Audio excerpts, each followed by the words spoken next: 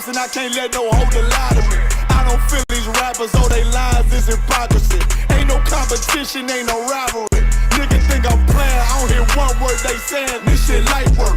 Think Muhammad one of us, he might lose his life first. Circle up and stay alert. Another cop just stretch the nigga. He a demon, this an exorcism. Watch I bless the nigga. You took that oath in blood, then you know I'm gon' get active with you. From the opposition, I see vision. Let me paint the picture. Rappers claim they spin, I ain't listening. Is in fact the fear. Revenge was a woman, now I stroke that bitch like Jack the Ripper. War, we gon' run the summer. It's gon' be historical. Thought they making plays, made them niggas call the audible. Ask who run this shit, but that question is rhetorical.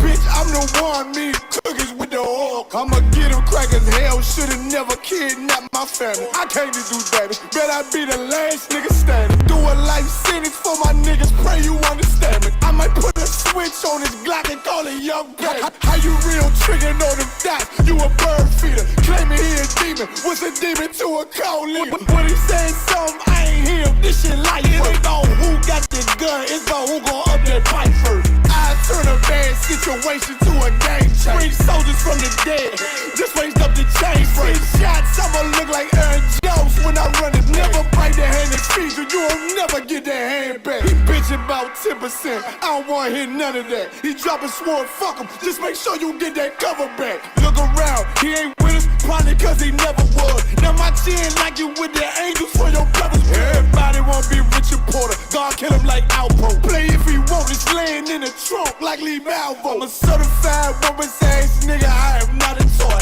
Hey, I with that hollow side, yeah, this the real McCoy. Feel like Gullah Jack when I'm in Fayetteville, you feel your boy. Still up on my bread, still I think that's all that I do. The way I get that boy lost, they gon' start to call him Elroy. Fuck his game, pop out on them demons like I'm Hellboy.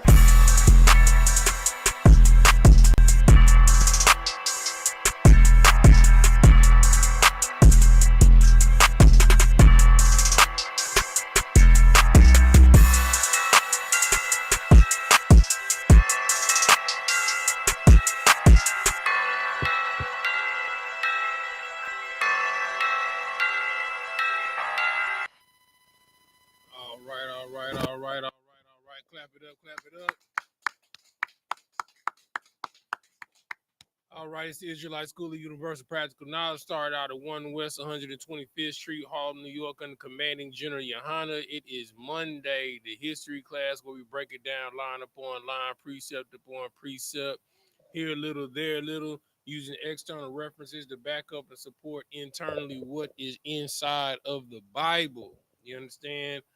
We've been on this deep dive, breaking down the difference between Satan, the devil, and Lucifer, right? We are in part 9 of this series. Before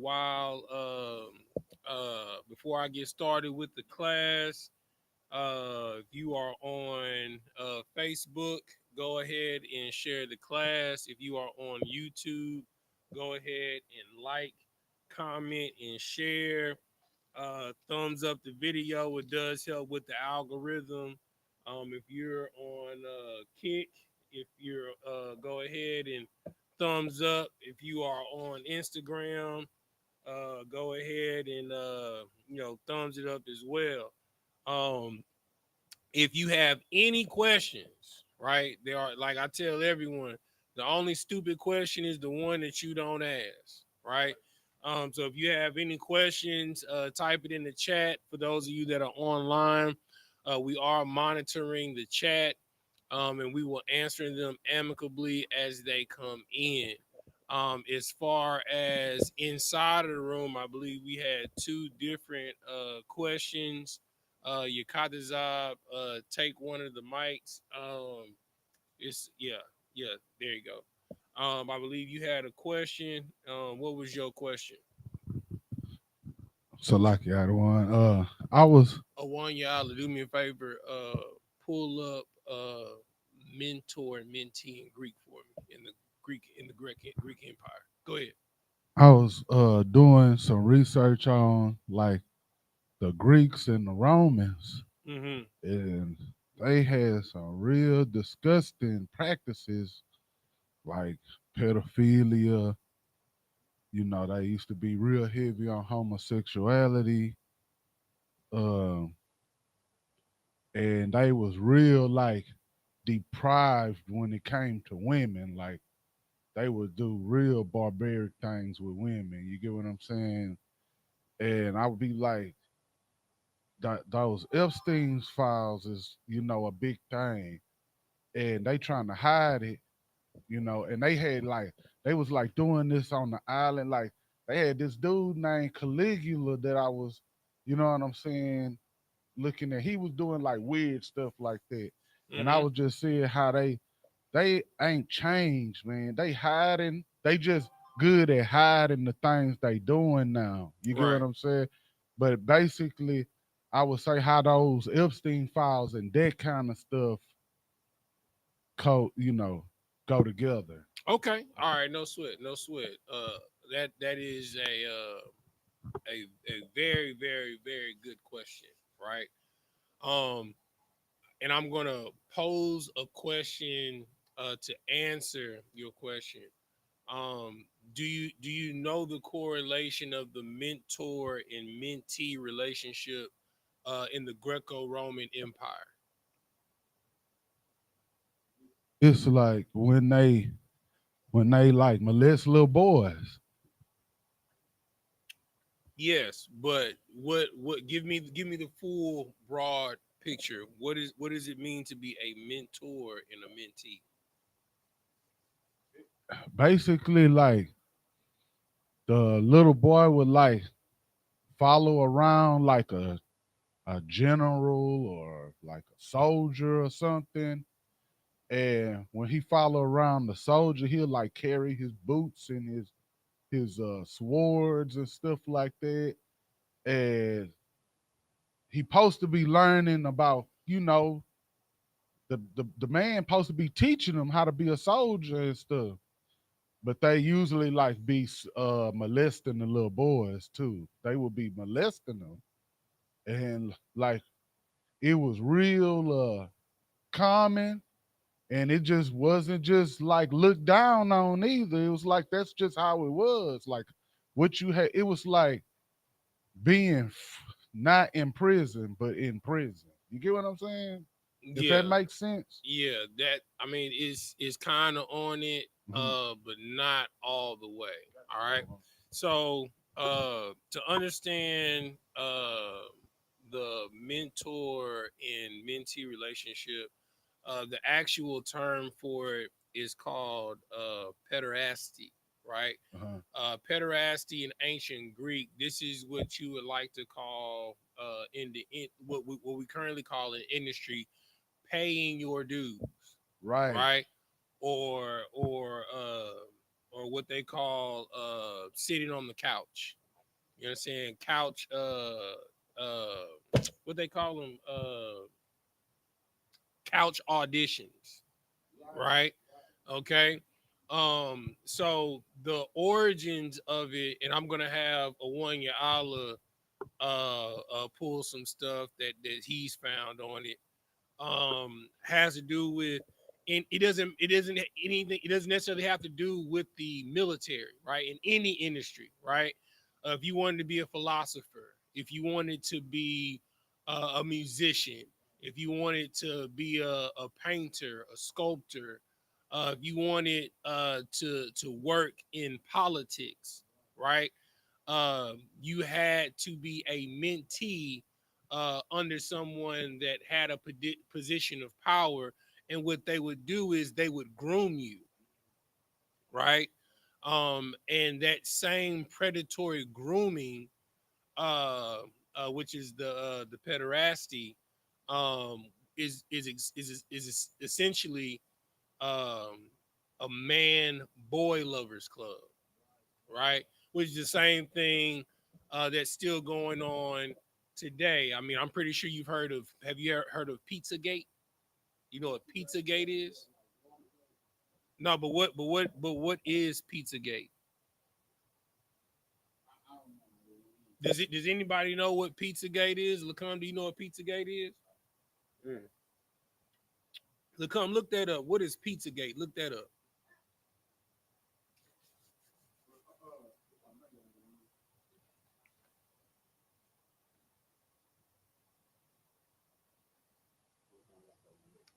One Yala. Give him the mic, please. Turn the power button on. Is it dead? You got it? There you go. If I may, Pizzagate is widely debunked conspiracy theory that falsely claimed a popular Washington, D.C. pizzeria, Comet Ping Pong, was the front of a child sex trafficking ring ran by Democratic Party officials, including Hillary Clinton. The allegations are entirely false and have been disapproved by law enforcement and numerous facts. But what's crazy is the FBI, they have an entire list of symbols that predators or sexual predators use when they're trying to order a child, right? So like a cheese pizza is a girl, right? A meat lover's pizza is a boy, right? So and they have like different like little symbols and stuff like that. But I'm saying all of that to say this: how does this correlate from ancient Greece and Rome to the Epstein file? Is because we're still under the Greco-Roman Empire, and the same thing is going on in the music industry. The same thing is going on in the art world. The same thing. It used to be being a thespian, being an actor in plays, but now we have the silver screen. The same thing is going on in the movie industry. One y'all, did you have something on the mentor and mentee relationship?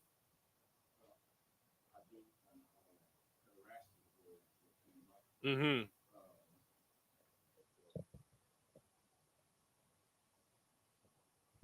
Okay, I do. And pederasty was the word that came up. Is a sexual relationship between an adult man and an adolescent boy. Mm-hmm. It was a socially acknowledged practice in ancient Greece and Rome Mm-hmm. and elsewhere in the world, such as pre-Meiji Japan. Mm-hmm. Right? Less frequently, it involved an adult woman and an adolescent girl. Right? Mm-hmm. Okay. Now, they have some scholars that locate the origin in a initiation ritual. It's a what? Initiation ritual. It's a what? Initiation ritual. Right? So that's what you have to keep in mind, right? So everything that took place on Epstein Island was what, a one y'all? The origin is an initiation ritual. It is an initiation ritual, right? So in this world, you can only get to a certain level on your own, right?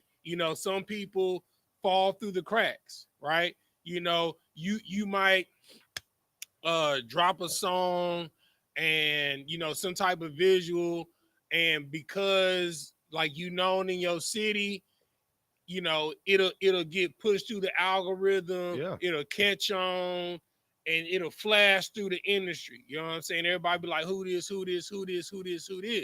right? You getting all of this notoriety, all these different looks and things of that nature, right?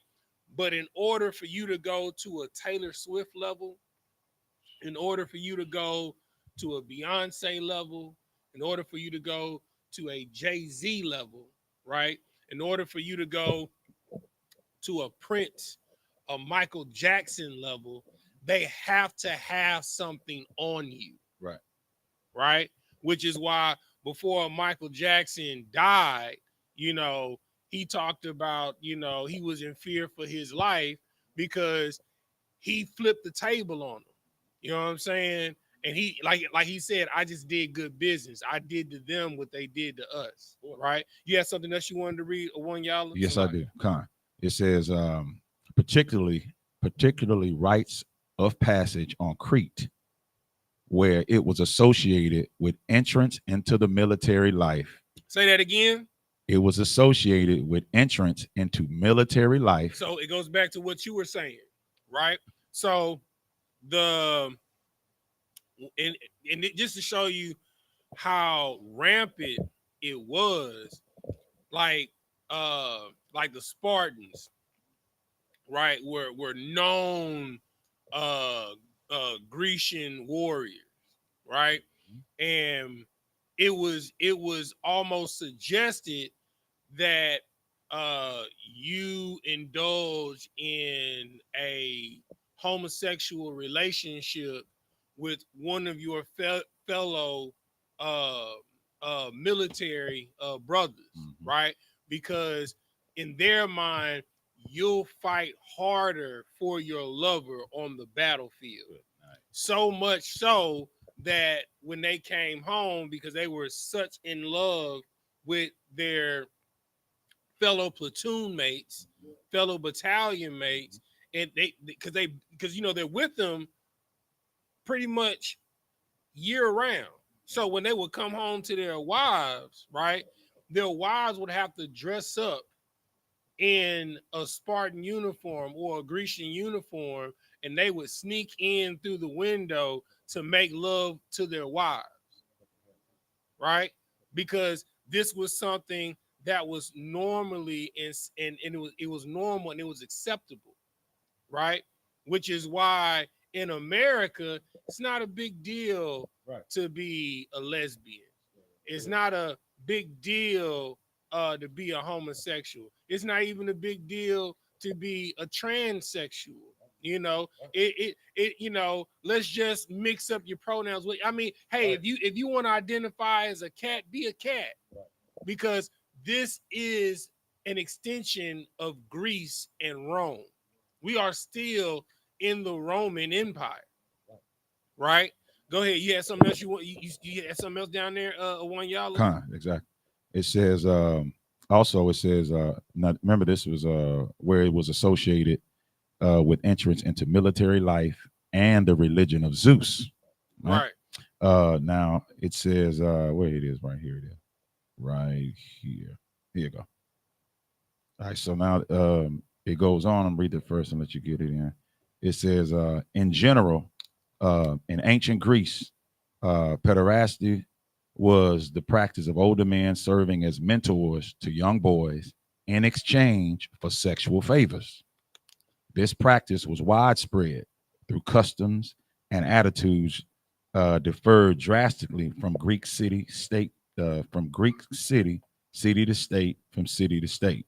Right. So and for my Black, Hispanic, and Native American parents, you need to be very, very, very careful as your children are growing up, because they'll be in different school organizations, right? Like student government, right? Or the student chess club, right? Or band, football, basketball, uh, especially in gymnastics and track and field. Because in gymnastics and track and field, you got to be training year round, right? You got summer, winter track, indoor track, gymnastics, pretty much their gymnastic coaches are like their parents, right? And they'll say things like, if you pay me a certain amount of money, I'll mentor your child. So when you hear those suggestions and those phrases, mentor, well, what do you mean by mentor? I don't want my child to be mentored. My child needs a coach. My child doesn't need a mentor. Are you in some type of pederasty deviancy? Like, what do you mean by mentor? Because I mean, if I look up the origin of mentor and mentee, that's some type of pederasty sexual deviancy going on, right? You got to pay attention to these words, right? Oh, Lacom, you had your hand up, brother? Okay, no sweat. You like, I'm very big on um, dictional origin of words, right?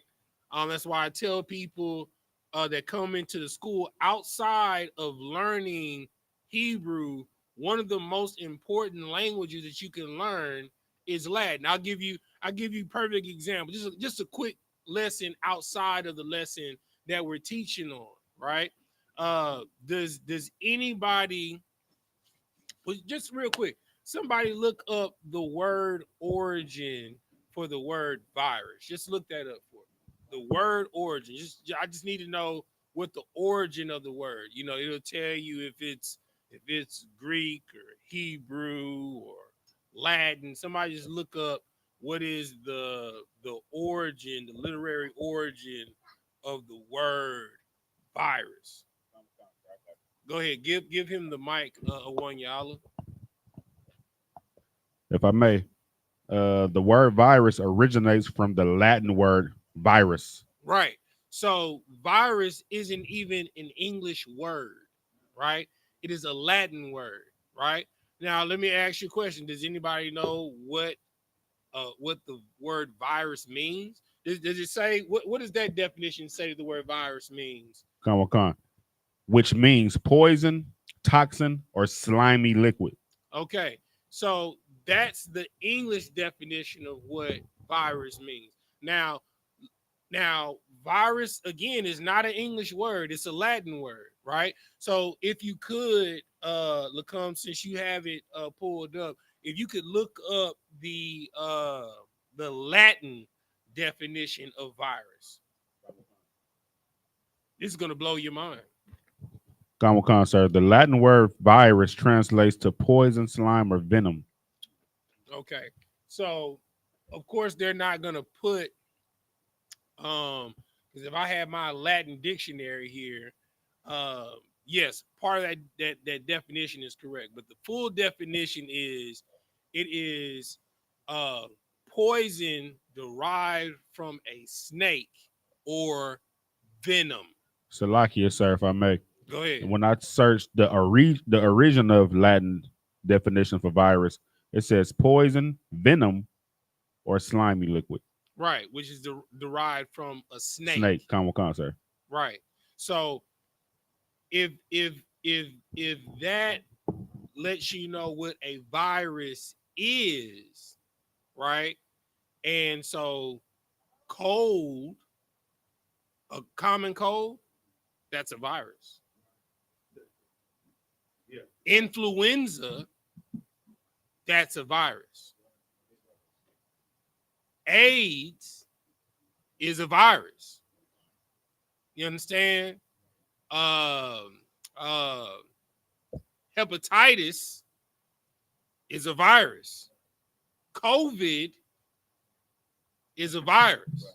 Now, you know, as y'all know, Officer Tazadak, you know, he's one of the most excellent chefs that y'all know. Right? You understand? That's right. You know, one of the most excellent chefs in Israel.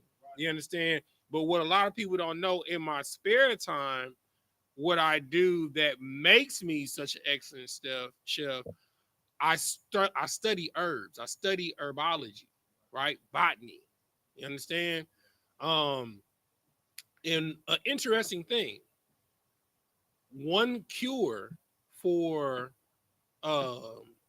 venom, right, is what's the word? It's nicotine. Nicotine, right?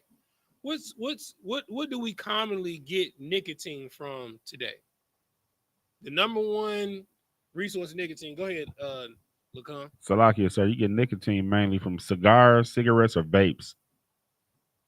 Tobacco. Thank you. That's what I'm looking for. Tobacco, right?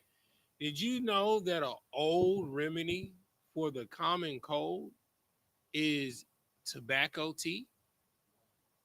You take a full leaf of tobacco, you understand, and you would steep it in hot water and you would drink it 3 days, cold gone. Right?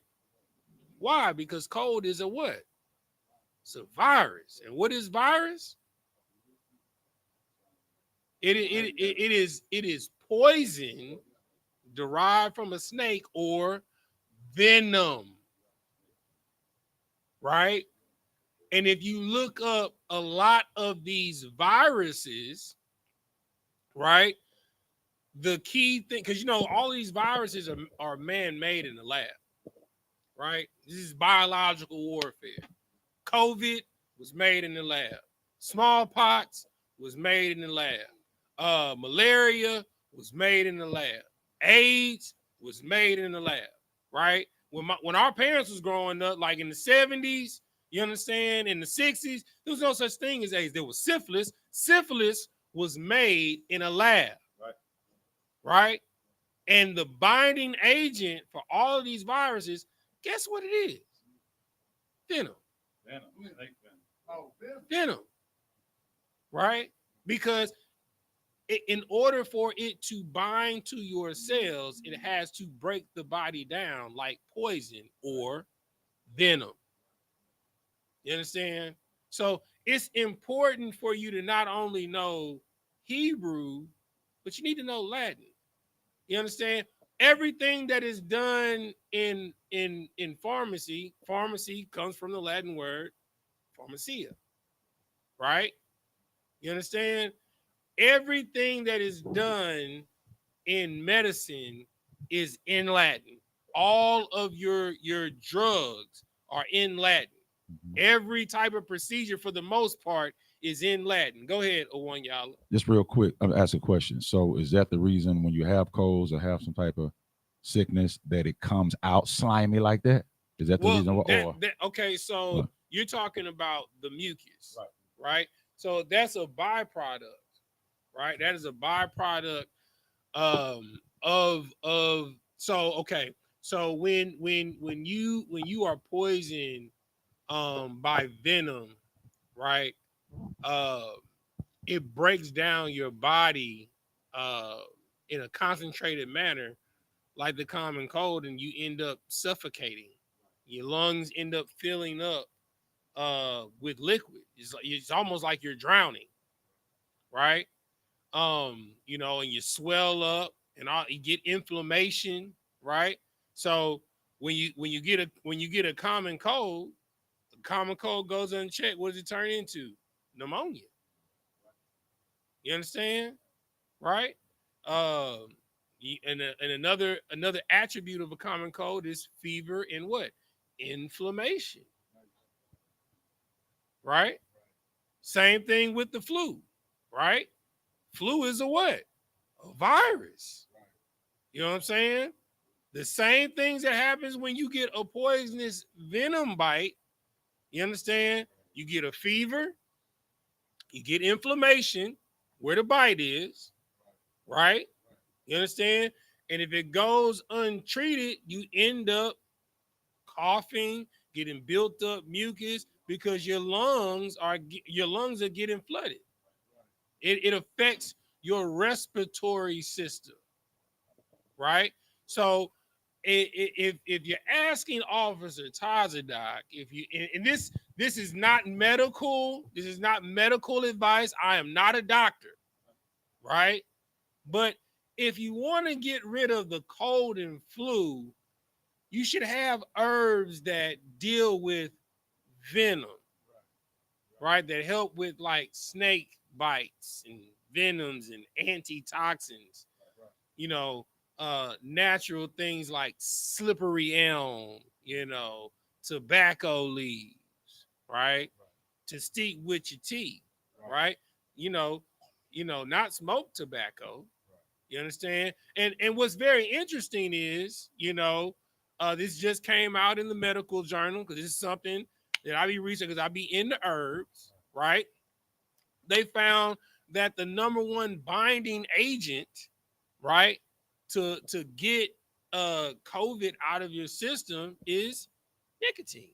That's crazy, man. You don't believe me? Look it up. It is in the recent medical journal that they just released in 2024. Look it up. Officer Tazadak is not pulling this out of his behind. Right? Go ahead. And that's why the pharmaceutical symbol is a snake. No, it's a caduceus. What's that? What's A that? caduceus goes back to Egyptian times. It is a staff Yeah. with the a snake snake. wrapped around it. Right. Right. You understand? So yeah, that goes back to ancient Egypt. Right. It's also Go ahead, Lacombe. Like yourself, I had a question. Was that symbol that the pharmacy used that's dated back to Egypt, was that symbolic for what Moses did with the snake and the staff and two snakes, or is there something different? No. So somebody look up yes, the word is caduceus. Somebody look that up, and then I want somebody to look up the word origin, the Latin origin for the word pharmacy. Right? So one thing that I'm gonna tell every brother and sister in the school that you should have, right? You should have a herbal dictionary, right? Because I mean, a one y'all, you know what I'm saying? You older than me, but I'm also old enough to remember. But our grandmothers and great grandmothers, they had remedies to deal with stuff before we even got to the doctor. A lot of stuff, if you had the cold when I was a kid, you didn't go to the doctor for the cold. If you had the flu, unless it was like a severe flu and you got influenza, you didn't go to the doctor for that, right? Because your grandparents had a remedy for it, right? The reason why, disease is running rampant in the world is because we're so far removed from our roots, right? One thing that I talked about during the Genesis breakdown, right, is that Israel, Blacks, Hispanics, and Native Americans, we are our occupation, right, is dealing with livestock and agriculture, right? We left what we were naturally good at because we wanted a quote unquote good life in the city. But what is a better good life than living on your own land, eating what you grow, right? And literally raising the food that you intake. When I was a kid, the only thing that my grandmother and great grandmother went to the store for was milk and eggs and beef. You understand? Well, no, not eggs. I'm sorry. It was milk and beef because they had their own chickens, right? Everything. Hold on one second. Shalom, Lord in Christ, General. I'm currently teaching class, sir. Okay, no sweats, sir. Just worked up. So you what you have to understand is everything that we needed, it was in our front yard and in our backyard, right? If my grandmother wanted to make a sweet potato pie, you know what she did? She went and dug the sweet potatoes up in the back. You know what I'm saying? If my grandmother had all the ingredients for gumbo in her backyard outside of the abominations. You understand? She had the okra. She had the onions. You understand? She had the greens. You know what I'm saying? She the only thing that she didn't have was flour, butter. You understand? But everything else she had. She grew her own tomatoes. I remember as a child, her sending me along the fence line to pick the berries. We have to get back to this, right? Who had the Latin origins of the word pharmacy? See, look, yeah. So yeah, we got Sister Shapar said we got tons of books on herbal medicine. You got to, right? Who got the origin of the word Latin word for pharmacy? Go ahead. The Latin word of the word pharmacy. It reads pharmacia, which was borrowed from the Greek word pharmakia. Mm-hmm. The Greek word pharmakia originally meant to use drugs. To use what? Drugs. To use what? Drugs. To use what? Drugs. Now, understand this. Understand this, right? It's a difference between herbs and drugs, right? Drugs are processed herbs, Yeah. right? So I give you an example, right? You have the poppy plant, right? And then you have heroin, right? Heroin is a synthetic process of the poppy plant, right? You have the coca leaf and you have cocaine. Cocaine is the processed form of the coca leaf. Go ahead, Lacombe. If I may, would the Ibris papaya plant be considered as a herb or venom? Yes. I mean, a medicine. Look, the scripture says that the herb was for meat, right? The herb that the Lord, there is an herb for everything that you need. You understand? Like, you know, and I'm gonna throw something else out there, right?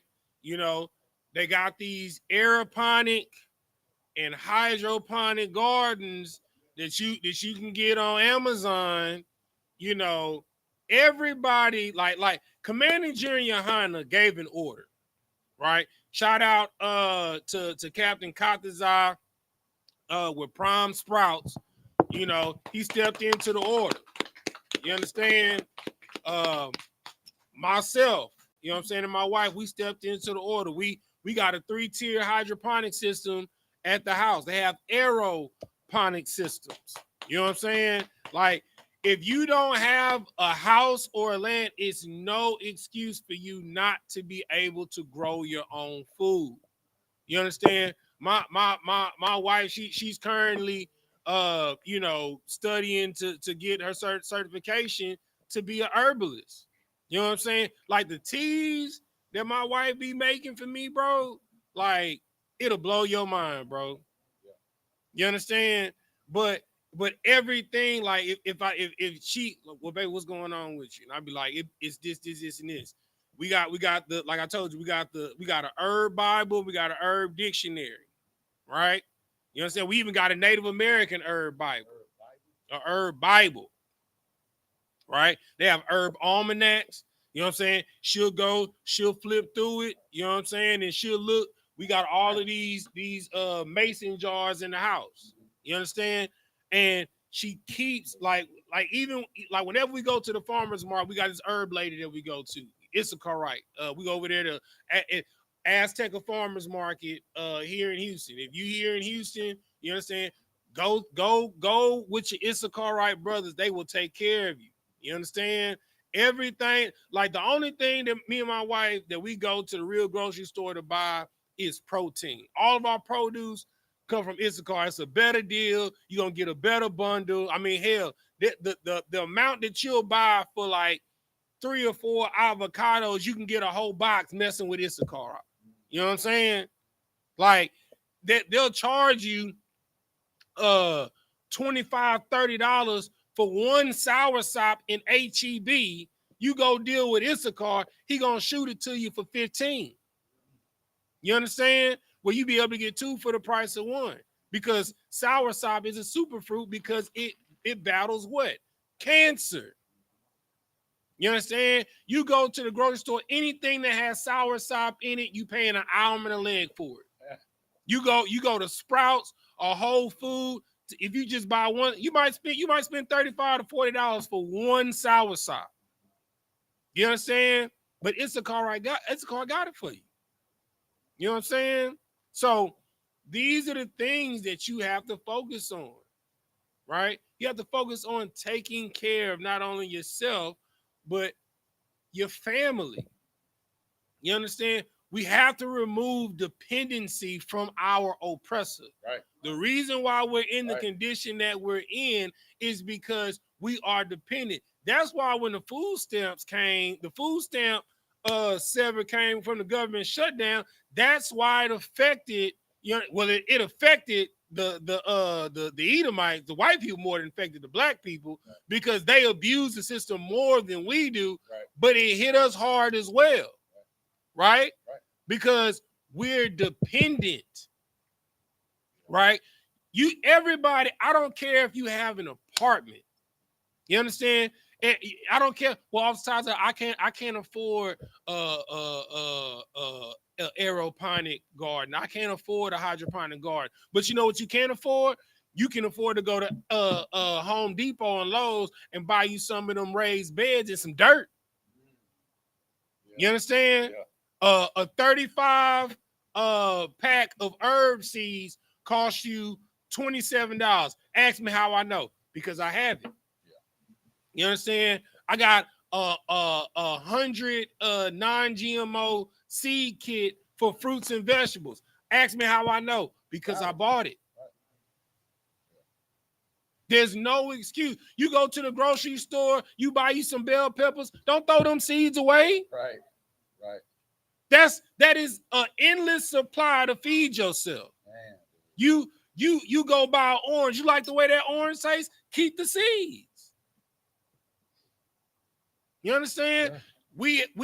The issue with blacks, Hispanics, and Native Americans, we have OD'd on convenience. That is what's killed our nation and our community. Go ahead, Owen, y'all. Just to ask a quick question.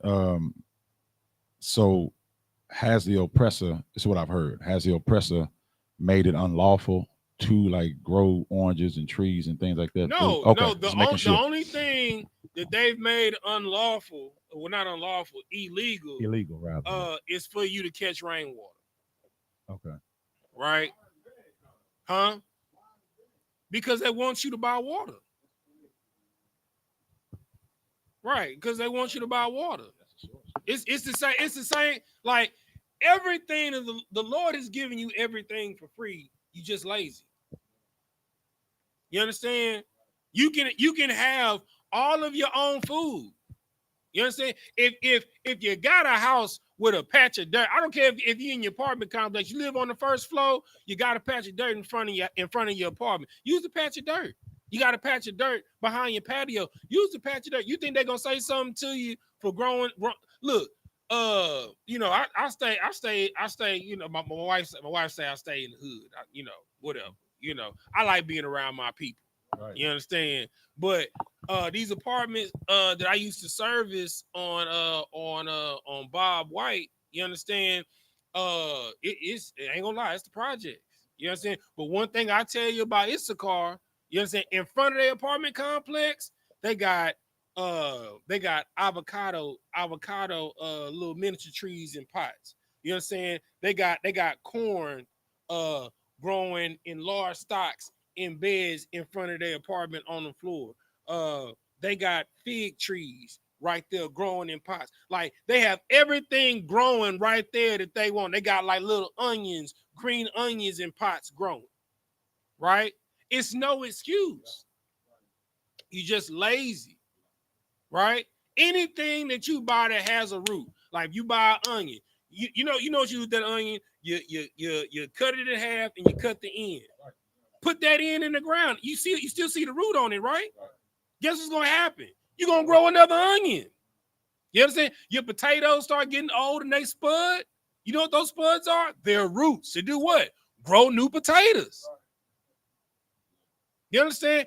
The Lord is smarter than us. He is literally designed whenever the food goes bad to grow and feed and make new food. Just put it in the ground.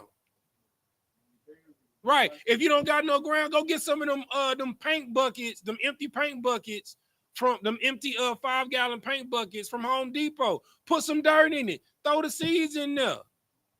You understand? You spit some watermelon seeds on the ground. You come back 4 months later, you gonna have some watermelons rolling down your driveway. You understand? We have to remove our dependency on the oppressor. That is the only way that them taking food stamps from us hits us hard. You understand? We went on a whole nother awesome question. Yakaza, go ahead and one, y'all. Okay, so I was gonna segue back into what you were saying. Mm-hmm. All right, so I'm gonna read all three of them real quick. So pharmacia, the direct Latin ancestor of the modern word pharmacy, meaning the use of drugs or medicine.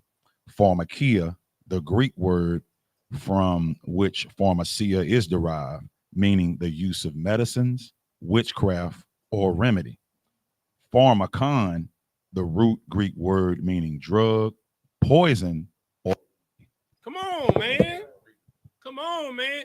This is why it is important for you to know language. You understand? If you don't study nothing, if you don't remember nothing else Austin Doc told you, you understand? You need to learn Hebrew, you need to learn Latin. We give free Hebrew classes every Friday across the nation. You understand? Get you a Latin dictionary.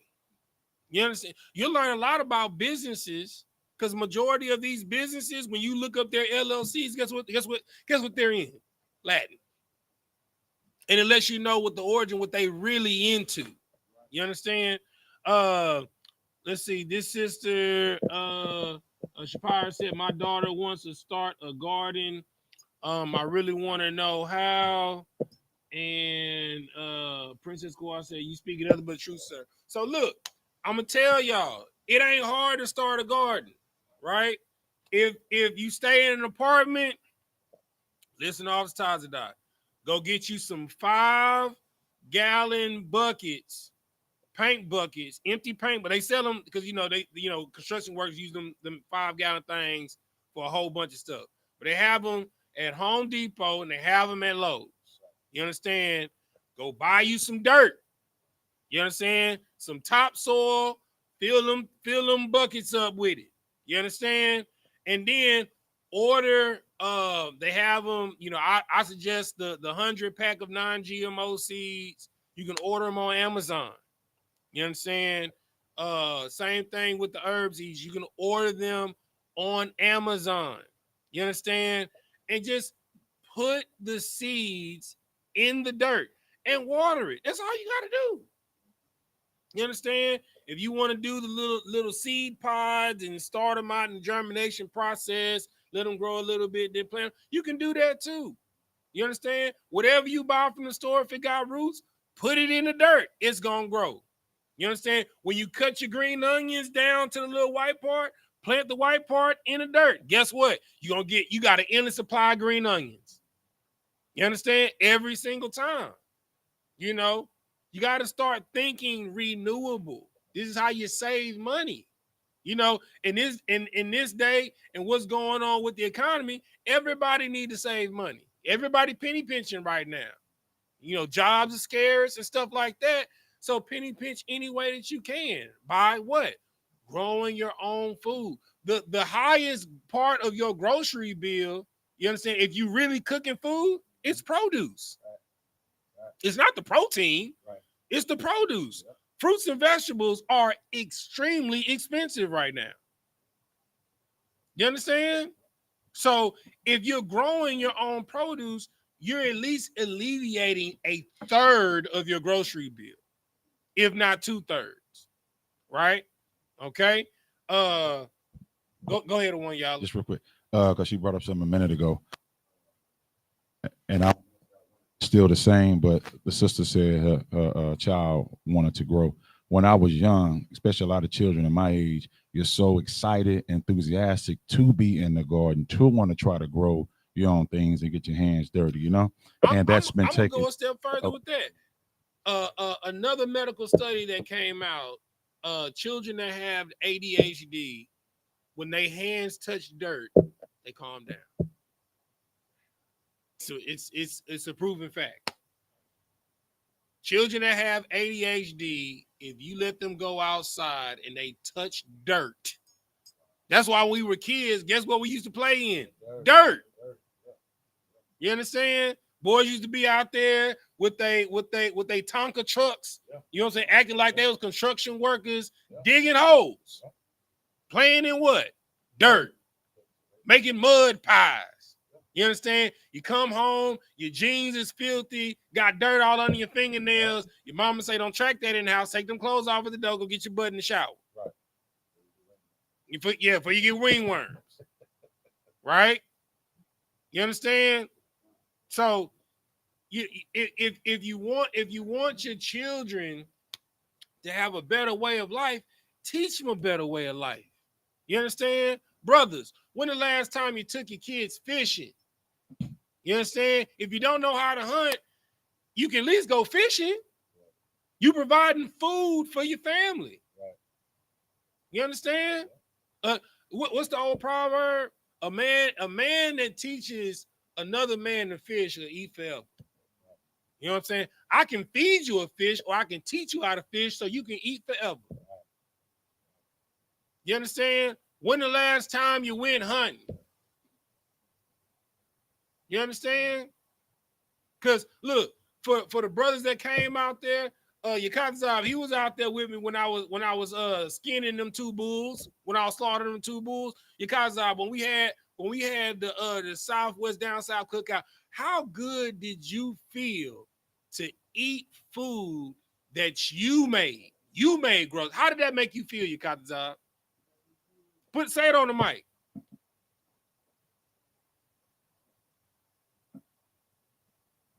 It was a very surreal feeling. It made me feel like a man. Very good. Yeah. Like it a made man. You feel like a man. That's right.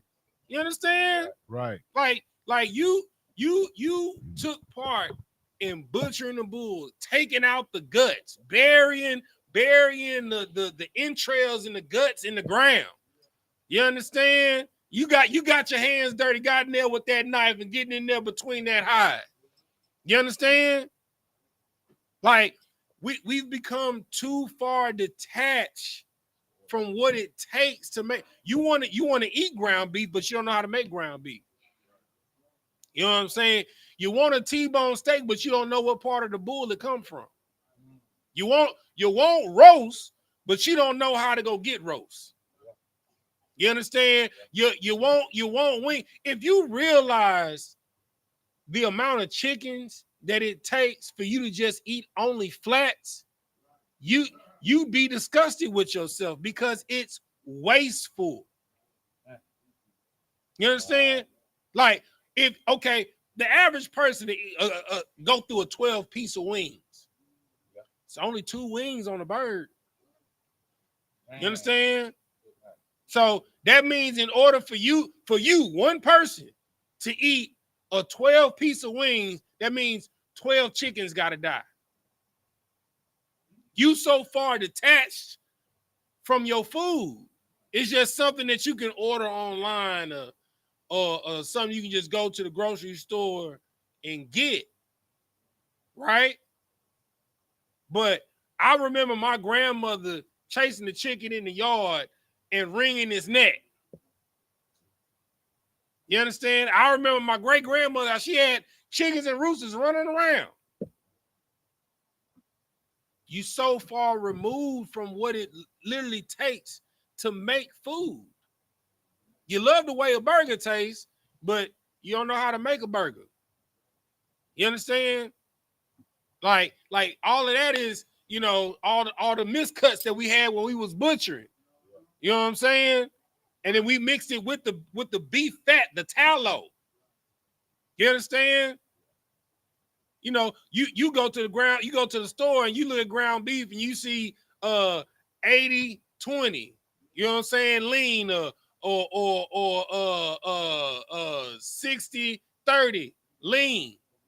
You know what I'm saying? Or 100%. You don't even know what those numbers mean. Right. That's the fat to muscle ratio. You understand? Like you love eating hot dogs and sausages, but you don't know how to make them. That's the number one thing that be on the pit. Glizzies and burgers. sausages, glizzies, and burgers. Right. But the original casing was the intestines.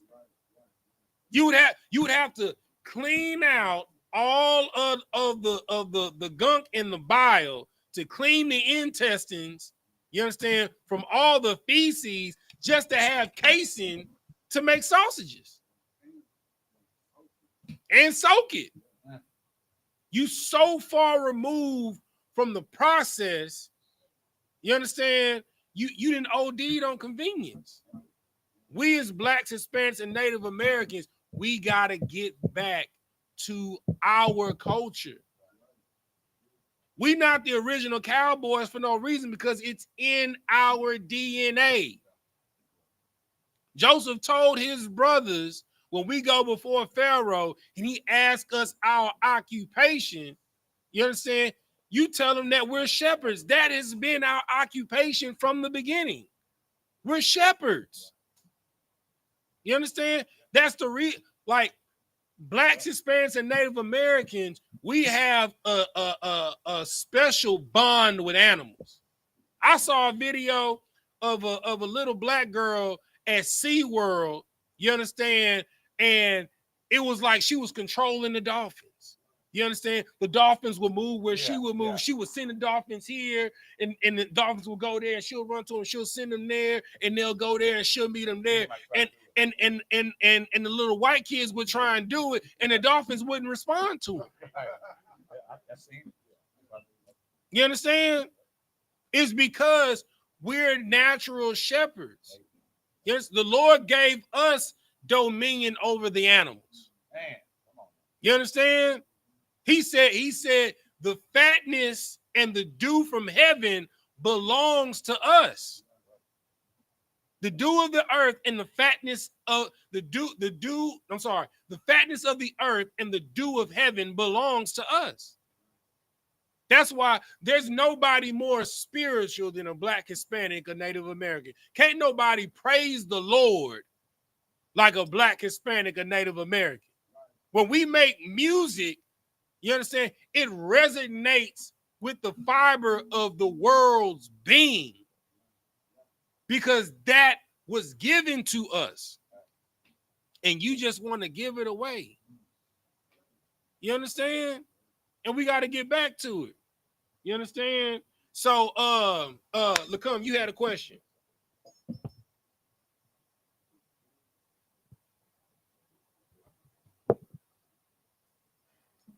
What was your question? It was in Song of Solomon, right? Yeah. You had a question in Song of Solomon. Common sir, if I may, I had a question in the book of Song of Solomon, chapter 1, verse 6. Let me go there with you. You said Song of Solomon, what now? 1 and 6. 1 and 6. All right. Okay, so verse 6, I know what the first half mean when it say, look not upon me because I am black, because the sun hath looked upon me. This is the part I'm confused about, if I may. My mother's children were angry with me. They made me the keeper of the vineyards, but mine vineyard have I not kept. Okay, what are you confused about as far as that scripture? Like, what do you mean? What do he mean when he say mine vineyard have I not kept? What is vineyard as symbolic for, like a household? Let's see. Read the whole verse. Come on. Start at verse 5. This is the book of Song of Solomon, chapter 1, verse 5 and 6. I am black but comely, O ye daughters of Jerusalem, as the tents of Kedar, as the curtains of Solomon. Verse 6. Look not upon me because I am black, because the sun hath looked upon me. My mother children were angry with me. They made me the keeper of the vineyards, but mine own vineyard have I not kept. All right, so I got you.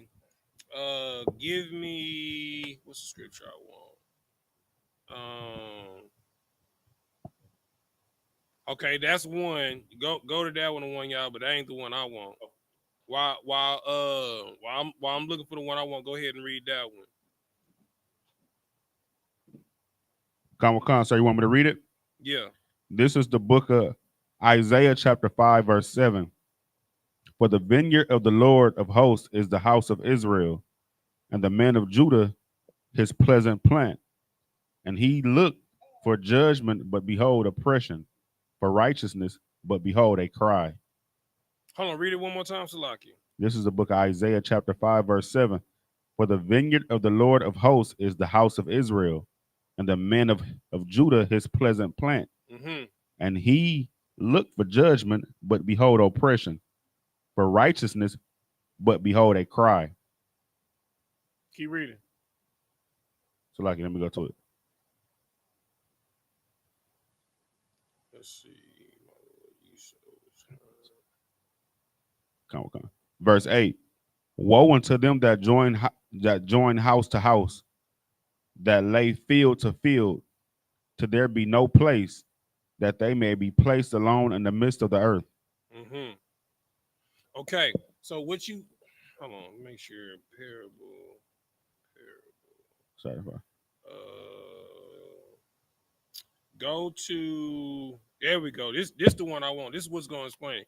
Go to Matthew 25. Come on. Matthew 25 and 24. This the precept that I wanted. This is the book of Matthew chapter 25 and 20, verse 24. Red letters. Then he which had received that one talent came and said, Lord. Oh, start at let me go there with you. See, 25. See, that parable starts at dang, it's the beginning of the fourth. It started verse 14. Matthew 25 and 14. Right. This is the book of Matthew chapter 25, verse 14. Mm-hmm. For the kingdom of heaven is as a man traveling into a far country, who called his own servants and delivered unto them his goods. Mm-hmm. Verse 15. And unto one he gave 5 talents, to another 2, and to another 1, to every man according to his several ability, Mm-hmm. and straightway took his journey. Verse 16. Then he that had received the 5 talents went and traded with the same, and made them other 5 talents. Verse 17. And likewise, he that had received 2, he also gained another 2. Verse 18. But he that had received 1 went and digged in the earth and hid his Lord's money. Verse 19. After a long time, the Lord of those servants cometh and reckoneth with them. All right. So in Song of Solomon 1 and 6, right? Okay. So it says that they were angry at me, right? Let me read exactly where you were. All right. Look not upon me because I am black, because the sun hath looked upon me. My mother's children were angry with me. They made me the keeper of the vineyards, right? But my own vineyard have I not kept. All right. So, okay, this goes back to what we were just talking about, right? Blacks, Hispanics, and Native Americans, we are OD on convenience, right? We want the reward of burgers, beef ribs. You understand? We want salmon. We want red snapper. You understand? We want fried chicken. We want a roast con pollo. You know what I'm saying? We want quail. But you don't want to go through the process of making it. You know, it's to the point now you don't even want to cook your own food. You want to Uber eat it in. You know what I'm saying? Let alone grow it, right? So you rather someone else tend to your vineyard. You understand? And then you get angry with the person that's tending the vineyard because they're not tending it fast enough. Right? So it's just like in this parable, right? The Lord, right? He got in this parable is talents, right? So as he's going away, right? He got to go on a long trip. All right, y'all my servants, right? I'm about to go on this trip. I'm gonna be on the road. I'll be back in 2 years. I'm gonna give each of y'all some talents. You know what I'm saying? When I get back, I'm expecting some return on my talents. You understand? So I'm giving y'all vineyards to work. All right. I'm putting in perspective of what the scripture is talking about, right? I'm giving y'all vineyards to work. If y'all at least work the vineyards or hire hands to work the vineyards that I'm giving y'all, when I get back and I'm settling and I reckon with y'all, you understand? We gonna be able to really break bread. You understand? Keep reading. Verse 20. Mm-hmm. And so he that had received 5 talents came and brought other 5 talents, saying, Lord, thou deliverest unto me 5 talents. Behold, I have gained beside them 5 talents more. Right? So you didn't gave me 5 vineyards, right? Since you've been gone, and I'm just saying because I gave the example 2 years, you've been gone for 2 seasons. The what I bared from the first vineyard, those seeds, you understand, and from what I sold, you understand, from that first vineyard, I was able to buy 5 more vineyards, and I used the seeds not only that I got from this vineyard, I was able to plant here, so I got 5 more vineyards, but we got 10 vineyards, baby. You know what I'm saying? Keep reading. Come, verse 21. His Lord said unto him, Behold, Salakia, his Lord said unto him, Well done, thou good and faithful servant. Mm-hmm. Thou hast been faithful over a few things. I will make thee ruler over many things. Enter thou into the joy of thy Lord. See, and this is an awesome lesson, right? Because remember, in the verse that you pulled, they were angry with him because he had to look after the vineyard, right? Right. So, what most people don't understand, the 50 cents, the Jay-Z's, give me another Kanye West, all these people that you praise and all of this stuff, they have a lot of people that they pay. You understand? In order to wear the crown and to be the man or the woman, you understand? You got to be the greatest servant, right? And what ends up happening is just like the story with Moses. Moses, you know, people get mad when I say Moses is a lot like Commanding General YAHANNA, right? Because Moses, the Lord called Moses to deliver the children of Israel, but once they got into the wilderness, the Lord was talking to everybody. You understand? The Lord was speaking to everybody, right? The reason why Moses became the voice of God, right, is because they said, no, Moses, you talk to the Lord and you be held accountable lest we die, right? Well, when Moses started doing all of these miracles, you know what I'm saying? When he was calling quail out the sky, manna in heaven coming out of the sky, you understand? We got a pillar of fire by night and a cloud of smoke by day. You understand? You know, following us. He go up there, be chilling up there with the Lord and the angels. He come down radiated.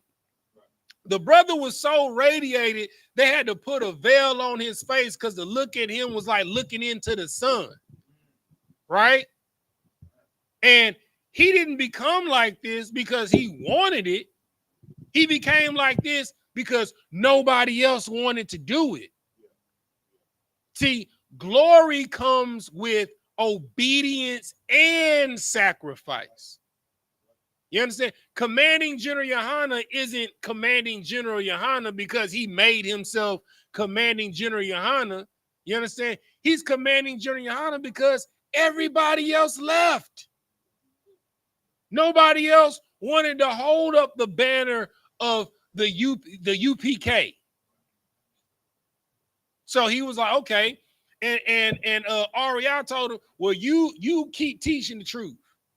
And that's what he did. And it went from him and the generals, you know what I'm saying? You know, and to we in the UK now. We in Quebec. We in Argentina. We in Canada. You understand? We in the Caribbean islands. We in the Virgin Islands. We in Mexico. We in Puerto Rico. You understand? We got a brother in South Africa. You understand? So it takes you being willing to do what nobody else is willing to do. What is that? Work. You got this out. You was here with us every day. How much work on the back end did it take for us to put on that cookout on the front end? Say it on the mic. Say it on the mic, brother. How many nights was we up here before that cookout? We was coming in after the work every night and leaving around like 2, 3 o'clock at night and going to work. At least for 3 weeks. Yep. At least That's for right. 3 weeks. That's for right. one day. Mm-hmm. For one day. You understand? The day was glorious. Listen, let me tell y'all. You understand? We fed the whole block. The whole block ate a whole bull and a quarter. You understand? If you don't know, let me tell you how much meat that is. That is enough meat to feed a family of 8 for a year. A year. You understand? The whole block ate a bull and a quarter. So put that in perspective. That's what being a man is. Being able to go out there and provide for your people, for your family. We had so much meat left. We didn't have know what to, brother. We came in here, it was just pans of short ribs on the table. People was taking whole racks of short ribs home. Any way that you could think to process beef, we broiled it, boiled it, barbecued it, smoked it. You understand? Papoosed it. You know what I'm saying? Stewed it, kebabbed it. You understand? Made burgers out of it, sausages out of it. Any way that you can think to do beef, we did it. Made egg rolls out of it. Brother, they had 3 different types of egg rolls. You know what I'm saying? They had egg rolls with beef, collard greens, and mac and cheese in it. They had curry beef and potato egg rolls. You understand? But that's what it takes. You have to be willing to do the work that nobody's willing to do. You understand? And you'll be doing so much work, like Solomon said, he couldn't even tend to his own vineyard. He was dealing with everybody else's vineyard that didn't want to work their vineyard. But then they get mad when he get the glory from the vineyards. You understand? Keep reading. Verse 22. He also that had received 2 talents came and said, Lord, thou deliverest unto me 2 talents. Behold, I gained 2 other talents beside them. Verse 23. His Lord said unto him, well done, good and faithful servant. Thou hast been faithful over a few things. I will make thee ruler over many things. And this is what people don't understand, you know. And this is a great lesson for brothers that want to ascertain rank. You understand? I don't care if you're a student. Yakatazar will tell you, we got this young man named Kyle in the truth. You understand? I saw young man Kyle outwork brothers that's been in the school. You understand? The brother manned the flat top the entire cookout.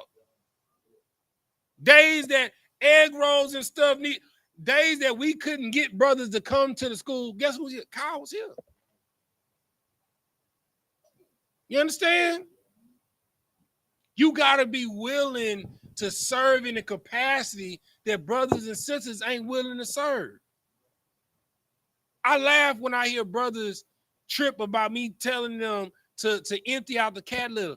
Brother, I had to clean up dog doo-doo at Officer Gabawar House, the original school. He had a dog named Fam, and I don't know how Fam figured out we was having class, but it was like, it looked like the Exorcist in his garage. Like Fam was slinging doo-doo through the cage, and it was everywhere in the garage. And guess what? We had to get there early, take Fam cage out of the garage. You understand? Clean all the dog doo-doo out of the garage, then bleach the garage. You understand? Then Fabuloso the garage, then put the box fans in the garage to blow the bleach smell out of the garage just so we can have class in the heat. And you complain to me about some cat litter in the school? If you want the greatest glory, you got to be the greatest servant. You got to be willing to do what others don't want to do. And I don't care if you only got one talent. If your talent is to come in and clean up the school, you better be the best cleaning up school person that the school has ever seen. Because if you're faithful over the few things, I can trust you with more work. See, all brothers see is Captain Tazariak on this network, Captain Tazariak on this network, Captain Tazariak on this network, but they don't remember Captain Tazariak and Captain Katazar holding down Israelite vibes. The show started at midnight in New York. They was in there consistently every week from midnight to 2 in the morning. And both of them got to be at work for 5 and 6 in the morning. For 5 years. They don't see Commanding General YAHANNA's The Grill, the original one. Then the new grill that came out, yeah, because that's where Israelite vibes came from. It came from Commanding General YAHANNA's The Grill radio show. The number used to be 1-800 The Grill. You know what I'm saying? Now you got crossed the line. They have been Captain Katazar and Captain Nazariak. The reason why they have the glory that they have is because they have been consistently serving in that capacity for a decade, man. But you want to come in and have the freshest breakdown, and you ain't even passed your officer's test. You can't even be faithful over one talent, but you want to be on real life street stars. You want to be on Vlad TV. You can't even break down John 3:16 at camp. You want the glory with none of the service. It don't work like that. Right. And on topic, that's a demon. That is a demon. And let me show you what the Lord does a demon. Keep reading. Khan. Verse 23, his Lord said unto him, well done, good and faithful servant. Thou hast been faithful over a few things. I will make you ruler over many things. Enter thou into the joy of thy Lord. Verse 24, then he which had received the one talent came and said, Lord, I knew thee that thou art an hard man, reaping where thou hast not sown and gathering where thou hast not strawed. You understand? Now, let me tell you something. You understand? Like, Commanding General YAHANNA has put in so much work that the Lord allowed him to do, right?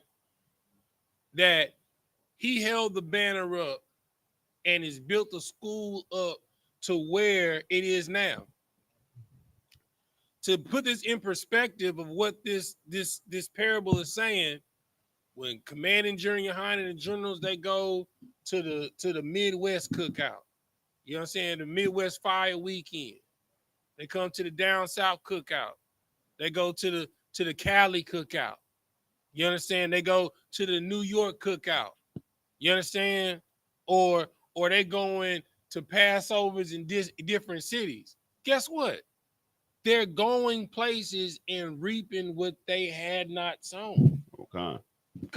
Commanding General YAHANNA is not physically here in Houston, Texas, but he is physically here in Houston, Texas. You want to know why? Because I'm here. Because Yakatazab is here. Because Awanyala is here. Because Lacum is here. And when he come down here to check on us, guess what? He's reaping what he did not sow. Because he's a man after his father's heart. Right? And if you're a faithful servant, you better make damn sure when he comes down here that you have multiplied what he's giving you. Because when we got this zone, we didn't have a school. We didn't have a building. I just told you we was having class in the heat in Officer Gabawar's garage, smelling like bleach, feces, and fabuloso. In the heat, in the middle of the summer in Texas. You understand? Across from a Christian church. We having class blaring on monitors from the garage. You know what I'm saying? With these blackety black Negroes, you understand, toting AR-15 with bulletproof vest on. They like, man, who is these niggas talking about God? Scaring them. But we feeding that crackhead that y'all turning y'all back on that's walking down the street, coming up to the church asking for money. You understand? We giving clothes to a homeless sister that's just walking wayward up and down the street. Y'all know how it is in Sunnyside and Dead End. We are defenders. We are fathers to the fatherless, mothers to the motherless, brothers to the brotherless, sisters to the sisterless. You understand?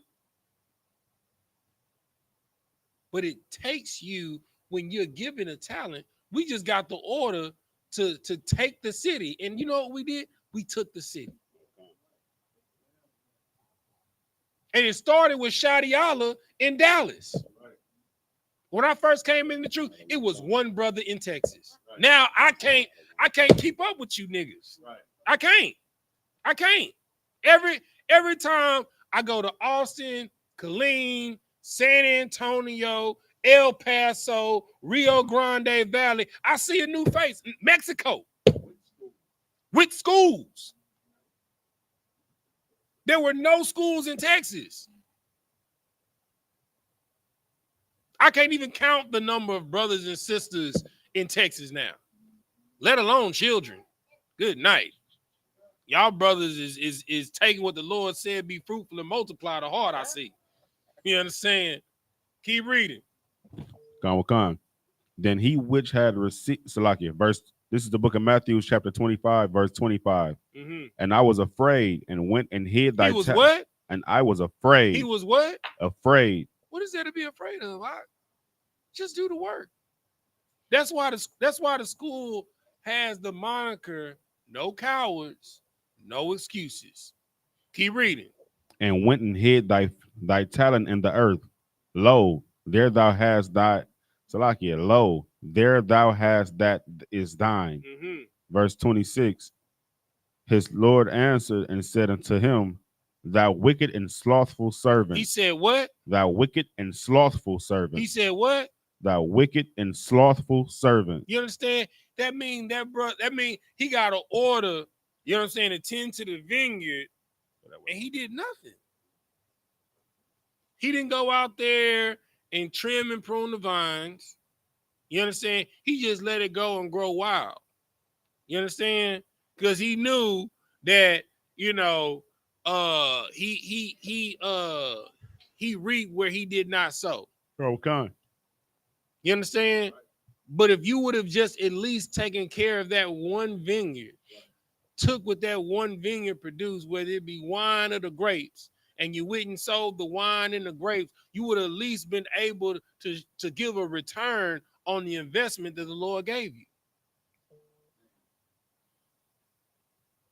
See, brothers want rank, sisters want acknowledgement, you understand? But you're not willing to do the work. He who has the greatest glory has given the greatest sacrifice of servitude. Commanding General YAHANNA is the biggest servant in Israel. You don't see Commanding General YAHANNA flying on a PJ. He in coach with you, dummy. You don't see him in a Bentley. He riding an Uber with you, dummy. Right. So how dare you, when your Lord comes, that you don't have something to show thyself approved? How much more when Christ comes? Keep reading. Khan said, verse 26, thou wicked and slothful servant, thou knewest that I reap where I sowed not, and gather where I have not strawed. Verse 27, thou oughtest therefore to have put my money to the exchangers, and then at my coming I should have received mine own with usury. You understand? Like, brother, like, let think of it like this, right? If you would have at least juiced the grapes and sold the grape juice, not even the wine, if you would have just at least juiced the grapes and sold grape juice, you understand? You would have had something to present and give. You ain't even bust a grape in a fruit fight.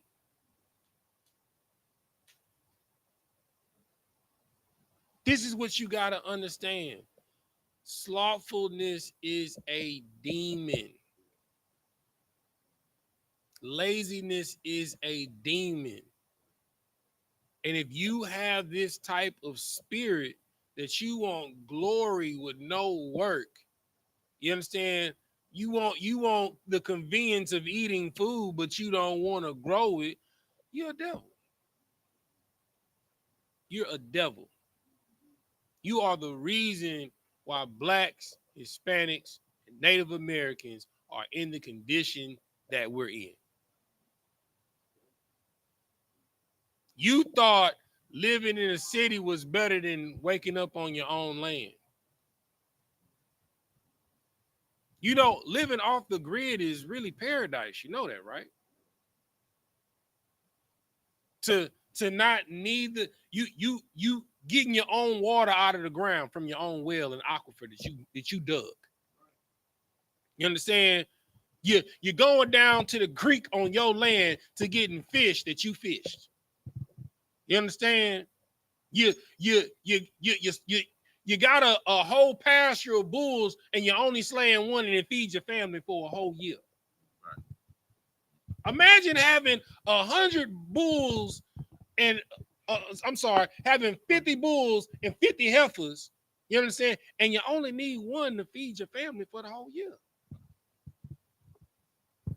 You understand? You have one chicken, you understand? And it lay like Bar Aya, he literally brings crates of eggs. And he keeps a certain portion, puts them in an incubator to grow more chickens. You have everything that you need. I'm with y'all. Salaki, go ahead, brother. Salaki, just real quick. Yeah, and that's the reason why our oppressor is the devil. And he makes our people be of the devil. Like he's turning us slothful. He's teaching us and our children not to be productive, you know, in the fields, you know what I'm saying, and not to tend to the vineyard. So he can tend to it, you know, and then that's that control. Straight up. Right. Like, It's there, but that's like, why I.S.U.P.K is so important. Like the reason why white people are able to control you is because you don't have your own water. You don't have your own food supply. Okay. Let me tell you, look, one of my favorite podcasts that I love to watch is the Sean Ryan podcast. You know what I'm saying? He's an ex-Navy SEALs. He's an ex-Navy SEAL, and he be having all of these ex-military guys, government whistleblowers, people that are on the cutting edge of technology, and religious zealot nuts come on his show, right? One show he had one of his ex-Navy SEAL buddies on him that's a government official, and he asked him a question. If the power grid went down, how long does the average person have? He told him, yeah. He told him, if you're not out of any major urban area into some rural land within the first 48 hours, within 7 days, you're dead. Within 7 days, you're dead. You don't understand? Let me break it down to you, right? If the power goes down, that food, like protein, fresh meat, right? Oh. You only got 3 hours max of it being in that temperature danger zone before it spoils, right? Produce, not refrigerated. So we talking about leafy greens. You got 24 hours for it to be in a wilted capacity, as you can still eat it, right? And 48 hours, it starts breaking down and decaying, right? Fruits and vegetables, right? We talking about squashes, peppers, potatoes, your fruits, your oranges and stuff like that. Unrefrigerated, you got 7 days before it starts going bad or spudding and breaking down. So, for one, if you're not outside of a major urban area within 48 hours and going to a rural area where you got your situation set up, bug out bags, water supply and all of that, you're not going to survive. Because what's going to happen is when the food supply, when they've raided all the grocery store of all the non-perishable food items, all the canned goods, you understand? Now, people in the world, they don't have the righteousness of the truth. So when they woman nagging them and they babies crying because they don't got no food, what you think they gonna do? They're gonna take it, right? And if you are a black, Hispanic, Native American, independent woman, INDPEND, tell me, we know what that means. She got her own car. She got her own house. You gonna wish you had a man, because you gonna be the first ones they gonna rob, dummy, because you have no protection. You have no man.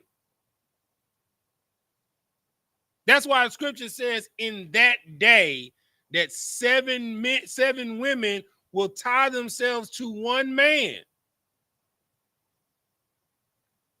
saying that we have our own, only to be called by your name to take away our reproach. We need your protection. We don't need you to provide for us. We got our own. We just need you to be a guardian over us.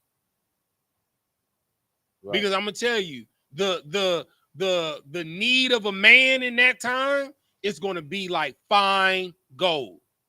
See that country boy that you look down upon, that know how to ride a horse, that know how to grow some food, that know how to slaughter a bull, that always be out there at the creek fishing and you laugh at him all the time.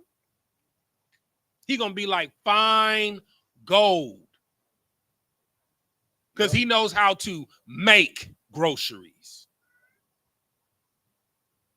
You understand? Them hood brothers, them ex-cons and all of that stuff that you look down upon and all of that. You understand? You're going to want one of them because you're going to need one to protect you. Right.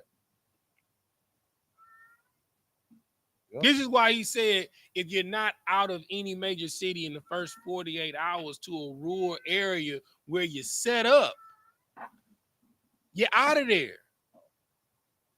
But guess what? In the Israelite School of Universal Practical Knowledge, we got farms. You understand? We got land. Right. We are prepared. Because we're not out here looking for views. We're not out here, looking to be seen. We're out here trying to provide. Because we know that our king, YAHANNA in the Hebrew, the person that the world knows as Jesus Christ, he is a Lord that reapeth where he does not soweth. Right. We're not waiting for him to bring the kingdom. We're building a kingdom to give to him. Right. That's what this is about. Right. Read that last part, Lacan. I ain't even get to my topic. But we on topic. Verse 28. Mm-hmm. Take therefore the talent from him and give it unto him which hath 10 talents. Mm-hmm. Verse 29. But unto everyone that hath shall be given, and he shall have abundance. Mm-hmm. But from him that hath not shall be taken away even that which he hath. Mm-hmm. Verse 30. And cast ye the unprofitable servant into outer darkness. Into what? Outer darkness. Into what? Outer darkness. Mm-hmm. There shall be a weeping and gnashing of teeth. This is what that scripture is talking about. You understand? Where it says that my brothers are angry with me. Okay. How you gonna be mad at a brother for tending a vineyard that you don't even want to tend to? Right. You want the wine that come from the vineyard. You understand? But you don't want to juice the grapes. Right. You just want the convenience of being able, let me go down to the cellar and get some wine. But then you're mad when your brother gets the #1 winery award in the world because he has all of these vineyards that you didn't want to take care of. Right. You're mad because he getting shine because he's been nothing but a servant. That's like, I don't even know the brother's name, but we didn't all seen the video of the old school brother at the barbecue spot, and he be picking it up and the stuff just fall off the bone, and he just be, walking off and animated. He's starting to get shine. You understand? And guess what? He's not even the owner of the barbecue joint. He's a servant. He's the one that's cooking in the back. And because he's a good servant, guess what he's getting? Shine. Now all of these content creators are flocking to the restaurant just to make videos with him. Not with the owner, but with the servant. Because the servant is bringing business to the owner. Right. So he's getting glory. This man probably in his 60s, pushing 70. Been barbecuing all of his life. And then on the backside of his life, maybe for the last 10, 15 years, he getting glory. And he's been a servant his entire life. Could you wait 60 to 70 years to get shine? The shine that you deserve? Could you be a servant for that long? If the answers is no, you got a demon on you. This is why Solomon said in Ecclesiastes. Matter of fact, let's go to Ecclesiastes 1. Go to Ecclesiastes 1. Let me go there with you. Go to Ecclesiastes chapter 1, verse 1. This is the book of Ecclesiastes, chapter 1, verse 1. Mm-hmm. The Lord of the preacher, the son of David, king in Jerusalem. This is Solomon. The son of David is Solomon. He's the king of Jerusalem. Okay. Verse 2. Verse 2. Vanity and vanities, saith the preacher. Mm-hmm. Vanity of vanities, all is vanity. Everything is vanity. You understand? Me wearing these 2 chains, that's vanity. You understand? Me wearing these shades while I'm inside of a building, that's vanity. The car that you choose to drive, I don't care if it's a Geo Metro, it's vanity. They don't even make them no more. I know a lot of y'all like, what the hell is a Geo Metro? Google it. It is the ugliest box car. Yeah. It's like a Dodge Neon, but smaller. Yeah, real talk. Like a Geo Metro so small you could literally pick up the front end if you was on the football team. You know what I'm saying? That's I'm just keeping it real. The heaviest thing in that car was the motor. That's it. You understand? But everything is vanity. It's not important. You understand? The tennis shoes that you pick is vain. The jeans that you wear is vain. Sisters, the purses and pocket books and clutches that you buy is vain. You understand? None of it matters. They're trinkets.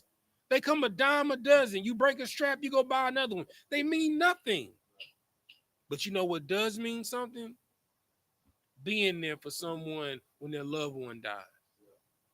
You know what does mean something? When you and your partner, both of y'all got $5 to y'all name. Y'all put that 5 together. Y'all got $10 and y'all go crazy on the 4 for 4, me and you, and have a feast together. That means something. You understand? When you driving home from work and you see somebody stalled out because they ran out of gas and they pushing their car in the middle of the road and you pull over and you hop out and you help push that vehicle into the gas station, that means something. You know how many people just drove by them? When a homeless man is humiliated, because the key word in humility is humiliation. It's humiliated by asking for money. You know how many people walk past him?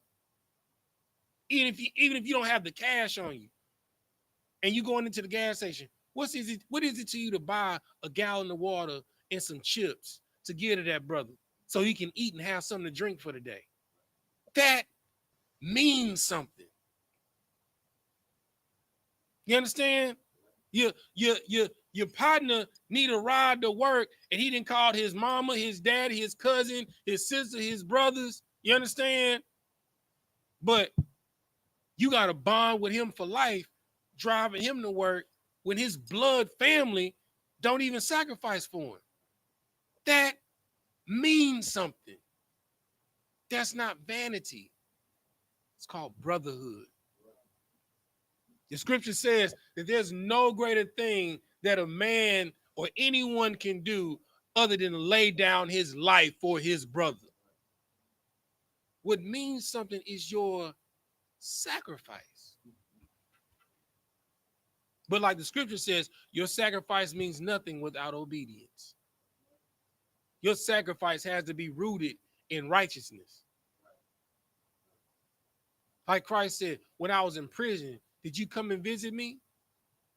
You want to know why he says that? Because that means something. You know how many brothers are behind the wall whose family has forgotten about them? Their wives have moved on. Children have forgotten them. For them to just receive a letter knowing that someone outside is thinking about them, that means something. When Christ said, when I was hungry, did you feed me? Because that means something. When I was homeless, did you give me shelter? When I was naked, did you clothe me? Because that means something. Yo, Tesla truck don't mean a damn thing. It's vanity. If you really, it's not a, it's the truck ain't live. It don't really look that cool. It's a block. It's a geometric cube. It's a deep freezer. Thank you. It's a deep freezer on wheels. You understand? It's a geometric deep freezer. That's literally how it looks. You got it because it's vanity.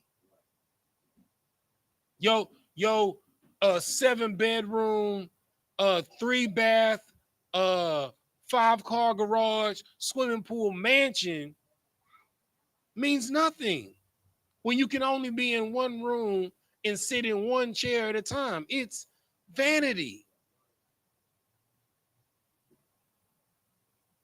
When a 2-bedroom apartment will do. Because you can only sit in one room and be in one chair at a time. Hell, if you got a studio apartment, that's good. That means something. To some, a studio apartment is a mansion to somebody that's homeless. Brother, I done been to the Caribbean islands when they live in shanties, in corrugated metal, you might as well call them huts with dirt floors. I done been to South Africa. You understand? A studio apartment with air conditioning and electricity and clean running water, that's a mansion to them, huh? That means something. That's why it says another man's trash is another man's gold. What means nothing to you means the world to someone else. It's all about perspective.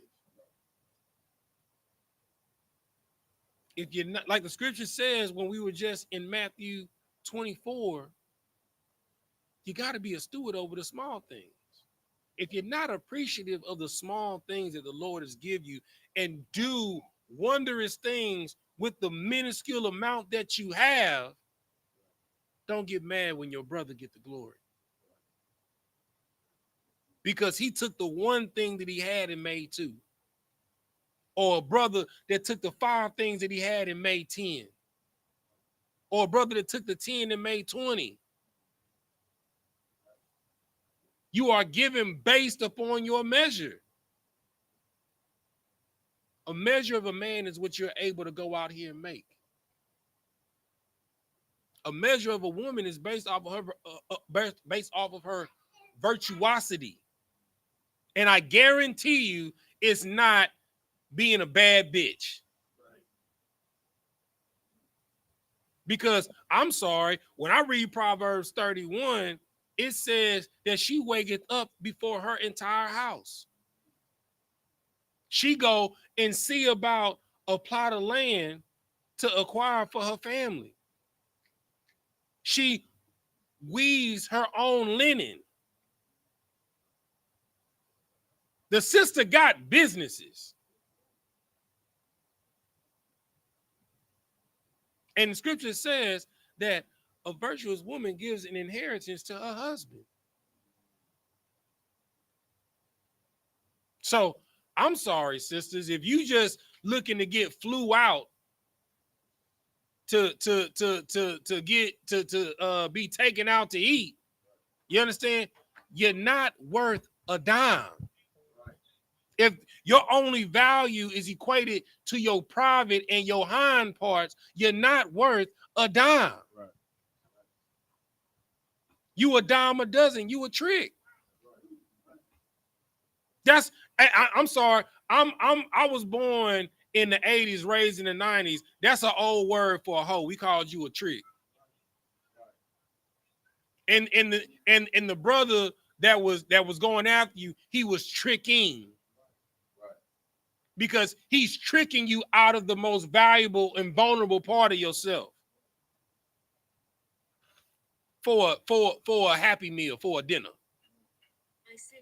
And when I say a happy meal, I literally mean a happy meal, a meal that makes you happy. You equating the most vulnerable part, the most precious part of you, you're giving to someone for a meal and dessert. For a trip to get flew out to a land to where you'll get a meal and dessert. Tripping. If you have that mindset, you're a devil. You are demonically possessed. You understand? Like, whatever happened to having a good home cooked meal for your family? You understand? Making sure your children knew how to multiply and divide. I just saw a video today that there is a mass exodus of teachers quitting because parents aren't doing what's necessary at home to make sure their children are educated. It is not the teacher's job to make sure your children know the times tables. It's your job as a parent. It is not the teacher's job to make sure that your children know how to spell and read. That's your job as a parent.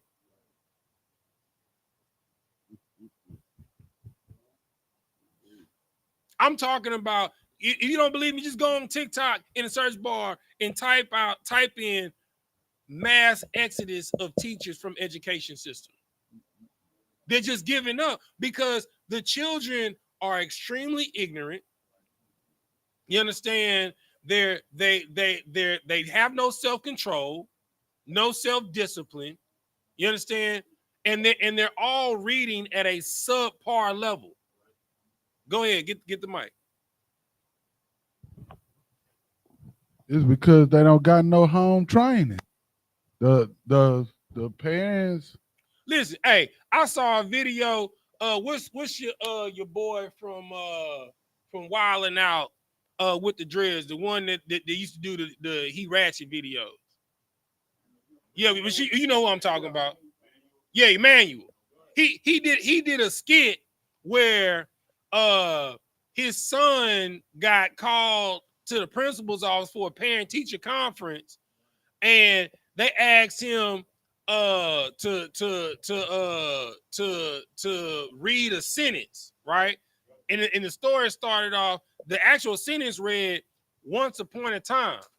You know what I'm saying? And the child was like, "Once upon a time."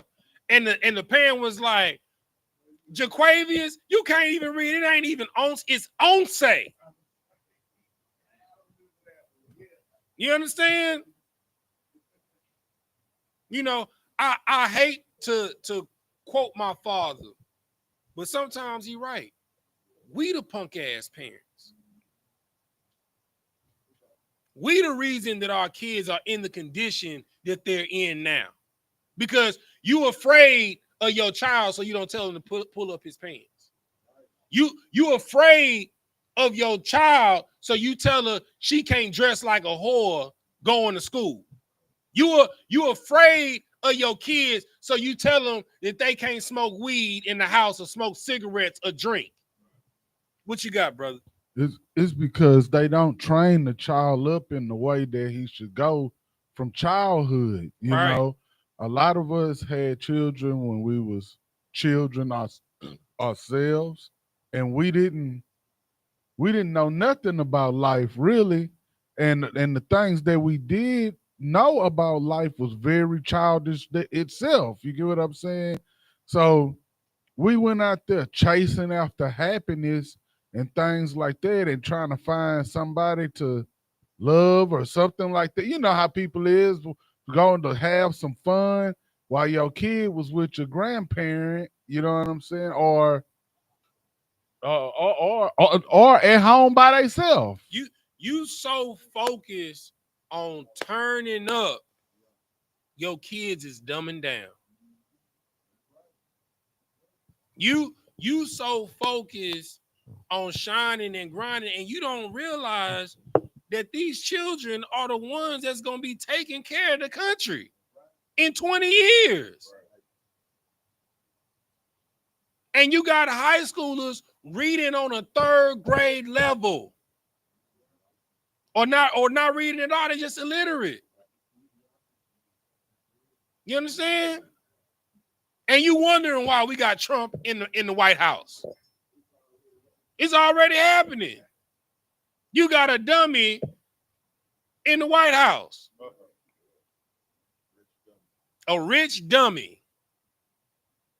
So all is vanity. The only thing that is of substance and the things that you remember in your life in value, the best memories that you have is from helping someone, being there for someone, celebrating someone. What is the point of going on vacation? You have no one to share it with. It goes all the way back to grade school. I bet my young bull, you didn't heard this saying before, sharing is caring, right? Right? Babies know that. A life is not worth living if you have no one to share it with. Right. And you're selfish if you're not sharing and sacrificing your life to build up your children. We are doomed. The scripture says we are destroyed for a lack of knowledge. And the gifts have destroyed our heart. WIC has destroyed our heart. Section 8 has destroyed our heart. Free lunch program has destroyed our heart. Public school system has destroyed our heart. Because you don't take any accountability and responsibility for your household because you expect someone to do it. You throw your drawers on the floor, you expect your woman to pick it up. You leave your dish in the sink because you expect somebody else to come and clean it up. You want to know why your house, why your life is in shambles? Look at your room. If you got a dirty room, you got a dirty life. If you got a dirty kitchen, you got a dirty life. If your house stinks, your life stinks. That's why the scripture says that this is the temple of the Most High God. Such is the microcosm, so is the macrocosm. All right. Anybody got any questions before we get out of here? Let's see if we got any questions online. Yeah, that's right. That's right, sis. You understand? Like people got to understand that if you're not willing to sacrifice, you won't have a life. Right. If you spend your whole check, every check, you're not going to have a retirement. Right. If you're not investing your money, you're going to work until you die. So sacrifice early to live the life you want to live at the end. You want to travel and all of that, you can do it. But you got to sacrifice on the front end. All right. And with that, we're going to say Amagium, which means to stand. Sar, which means to turn. We're going to do the Lord's Prayer first in Hebrew, then in English. Repeat after me. Abanawa, Shabbat Shemayim, Kodash, Hayah, Shemka, Yahweh, Malak with Ka, Taba'a, Ratazayaka, Haya, Aisha, Ba'arataza, Kawa, Haya, Bashamaya, Nathunlanawa, Lacham, Call, Yawam, Wasalak now, Kabawak now, Kasalak now, Kabawak you now, Wala'a, Tabia Iron now, Banasaya 1, Abal, Hawashaya now, Mayan, Rai, Kaya, Laka, Hamalakwa, Waha'Allah, Wahata Para, La Awalamium, Aman. In the English, our Father, which art in heaven, hallowed be thy name. Yahweh, thy kingdom come, thy will be done in earth as it is in heaven. Give us this day our daily bread, and forgive us our debts, and forgive us our debtors, and lead us not into temptation, but deliver us from evil. For thine is the kingdom, and the power, and the glory, forever. So be it. Sar, turn face to front. We'll give a courtesy salute to the brothers, then to the sisters. Men of Israel, Bani Shabbat, Maju, Rock, Yahweh Ba'ashim, Yahweh Shah Brakatah, Yadi Batak, Sar, turn face to sisters. Men of Israel, Bani Shabbat, Maju, Rock, Yahweh Shemar Thou Ba'ashim, Yahweh Shah. Yadi Batak, dismiss.